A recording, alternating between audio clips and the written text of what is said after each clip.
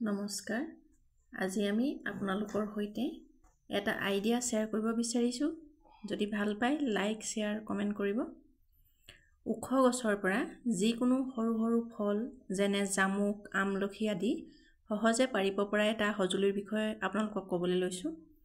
ইয়াৰ বাবে এটা ছাতি লাগিব যাক আমি এডাল ফোল্ডিং ষ্ট্ৰং হেন্ডেলত উলুটাকৈ জয়েন কৰিম ছাতিটোৰ ইউ শেপ অংশই গছজোপাৰ ডাল এটাত খাপ খোৱাকৈ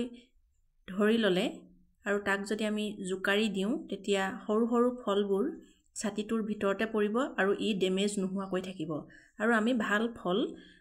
হাততে পাম গতিকে এনে এটা হজুলি আমি যদি বনাব পাৰো তেন্তে ই আমাৰ উখ গছৰ পৰা ফল পৰা সমস্যাটো দূৰ কৰিব আমি